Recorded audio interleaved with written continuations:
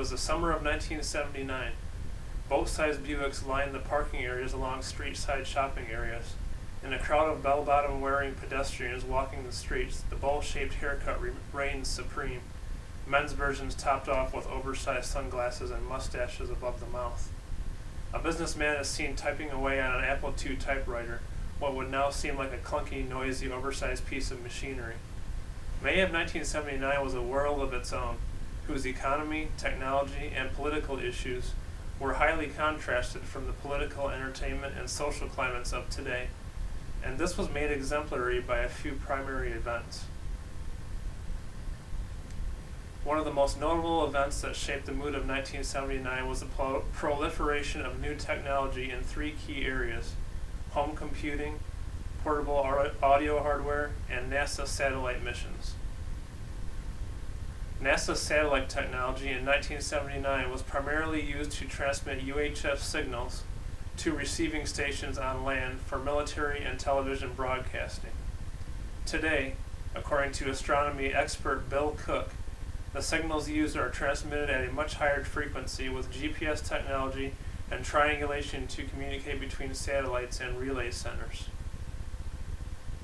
Satellite technology was a fraction of what defined 1979's hardware advances, however. In May of 1979, new portable audio technology in the form of Sony's Walkman, a magnetic tape player, reached markets worldwide.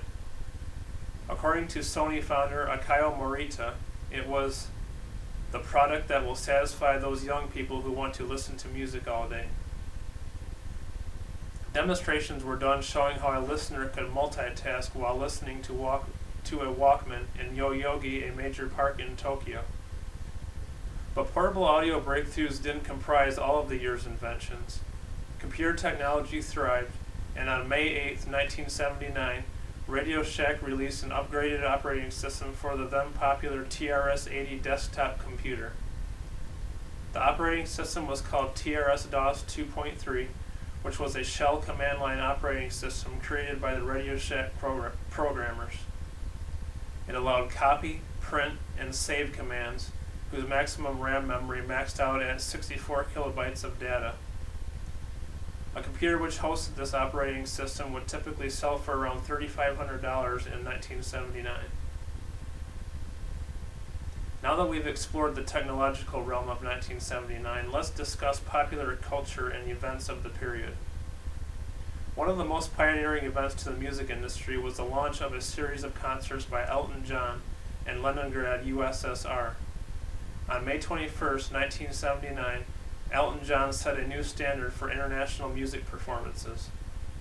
At that time in Russia, rock and roll was considered a social taboo. The expert on historical concerts, an autonomous organization by the name of TV Novosti, confirms in their article, Russia in a Click, that recordings of Western stars were impossible to purchase by any legal means. The audience at the concert wore faces of mixed contentment, but members near the far end of the audience began to show expressions of elation and joy. If anything, the Soviets regarded Elton as persnickety because of his meticulous stage preferences upon setup.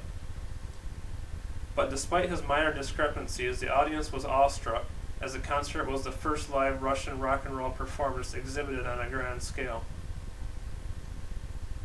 We've spoken so far of 1979 products, such as Sony's Walkman and Radio Shack's TRS-80, while delving into the pop culture of the time period, involving Elton John's Russian debut.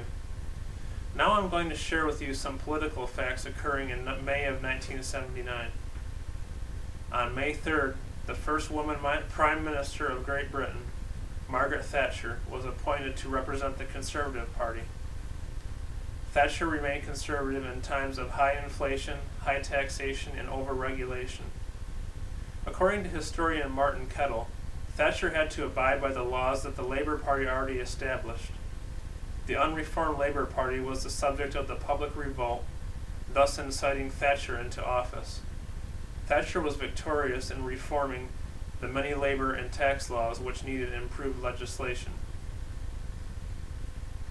In summary, technology in 1979 introduced rudimentary tools. The state of the international Western rock culture was changed by Elton John. women found their voice in the political arena. The prices of computers and portable audio devices have encountered deflation in relation to prices in 1979, but have offered leaps and bounds in advances in storage capacity. The Western world introduced via Elton John its new wave of music style and iconic influence. Margaret Thatcher used keen intuition to become a groundbreaking politician. She paved the way for future women in the political arena. Although 1979 was a year of many new beginnings in the political, social, and technological aspects of culture, in all of those areas today, we have continued to advance, although without the time-consuming processes and strict protocols of 30 years ago. And now I'm going to introduce my audience who is kind enough to attend today. If the audience would please come up.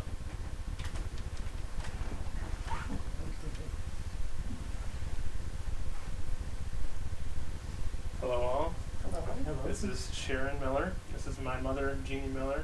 This is my neighbor, Bill. And this is Lisa Bragg, a good friend of mine. And thank you for attending. It's been a pleasure.